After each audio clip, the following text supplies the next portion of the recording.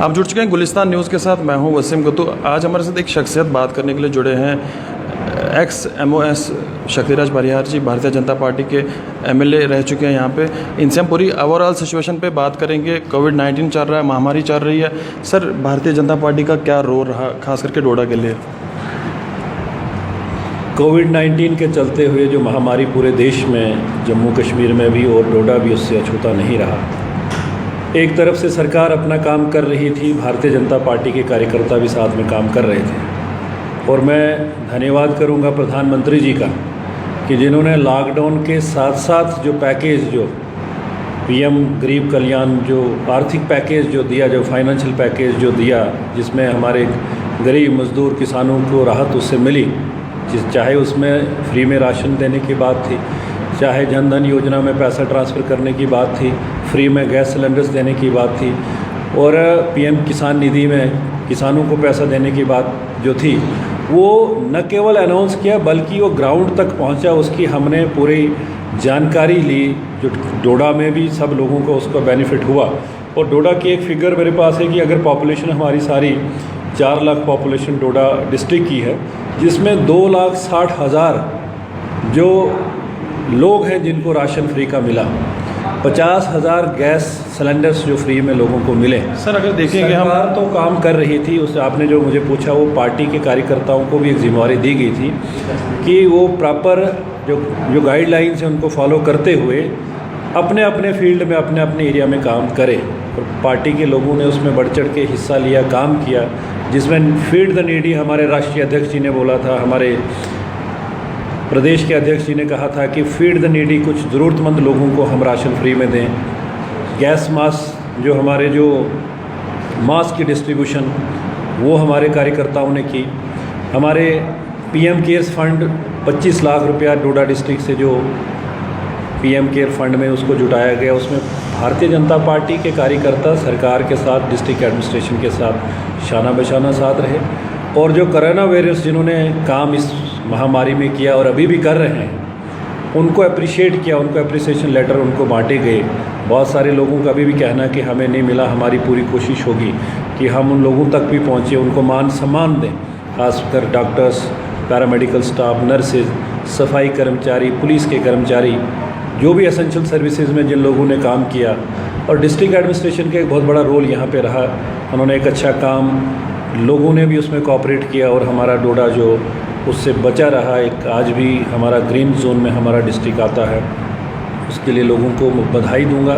और गुजारिश भी करूंगा कि हम आगे इसको और ऐसे ही चलाए रखें, क्योंकि कोविड-19 ख़त्म नहीं हुआ है, ये अभी और बढ़ सकता है। इसके लिए हम एहतियात करें और जो भी गाइडलाइंस हैं उसको हम फॉलो करें। सर, अगर कोविड-19 की हम बात करें तो डोडा के कुछ ऐसे लीडर में हमने देखे जो ऐन मौके पे जिन्होंने मैदान छोड़ दिया।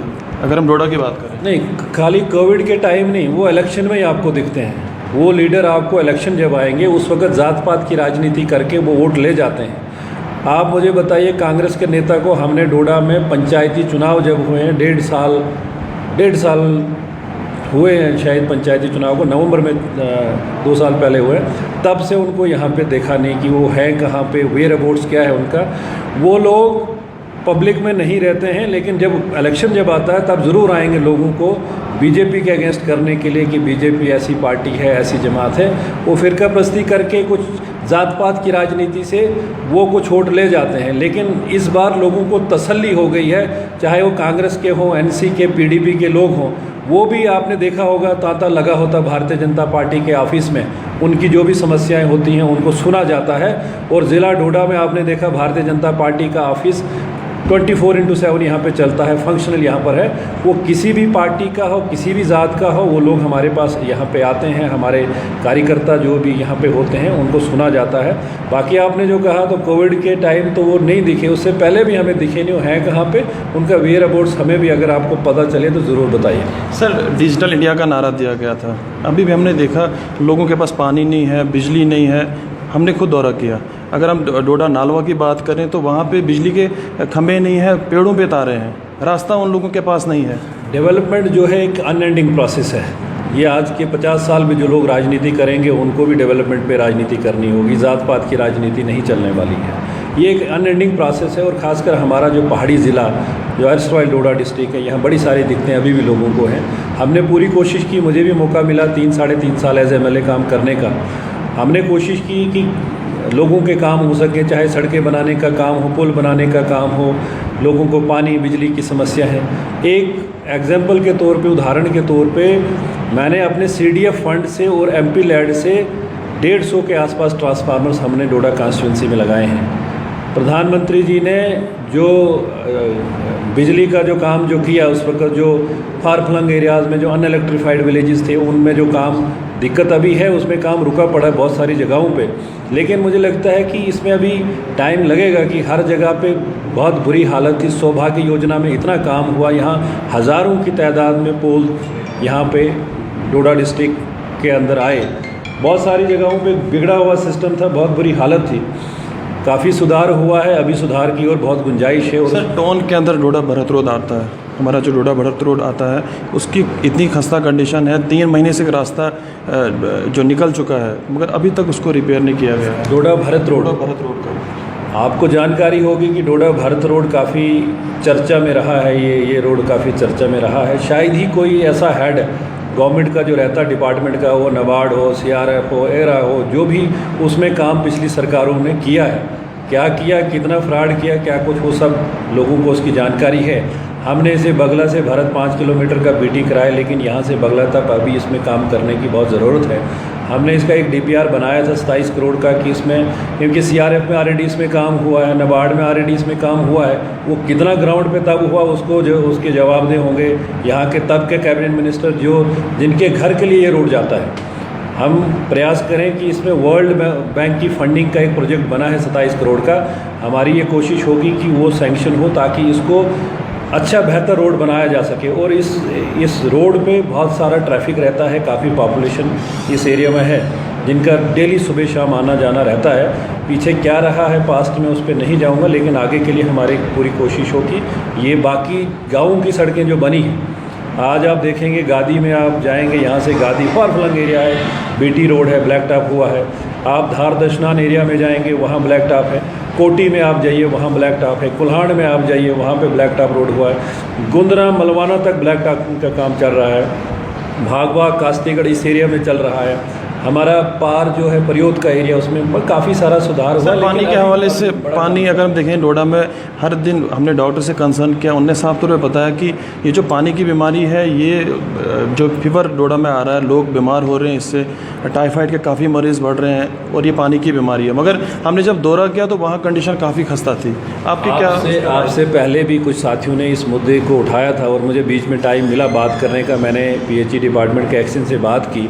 उनका जो कहना है कि हमारा जो फिल्ट्रेशन प्लांट है वो फंक्शनल है।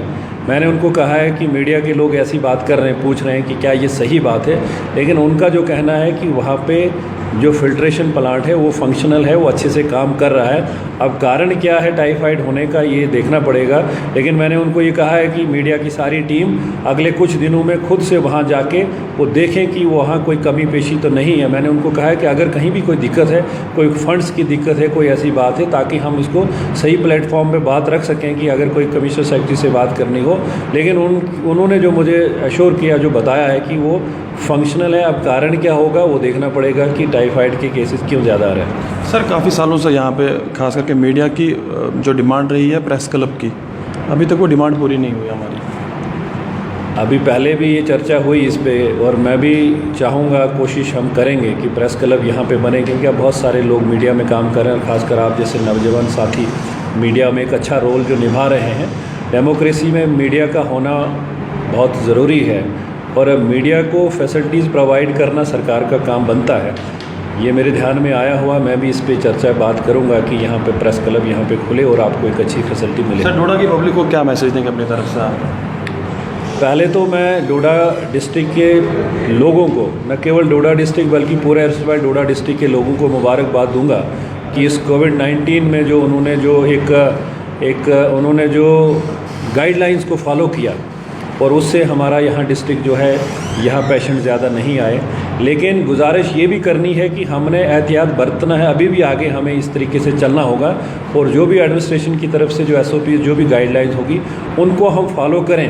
और एडमिनिस्ट्रेशन को भी बात हुई है कि अब हम डेवलपमेंट के काम हमारे शुरू हो सकें और जो मज़दूर तबका जो हमारे भाई जो हिमाचल से, लद्दाख से, बाकी जगहों से आए हैं, उनको यहाँ काम करने का मौका मिले। Thank you. तो शक्तिराज परिहार जी जो डोडा में आज आए हैं और काफ़ी लोगों से इनने बातचीत की, मीडिया के कुछ कर्मी थे उनसे बातचीत की और यकीन दहानी कराई जो भी काम रुके हैं उनको जल्द से जल्द पूरा किया जाएगा। जुड़े रहे गुलिस्तान न्यूज़ के साथ, वसीम गत्तू, डोडा।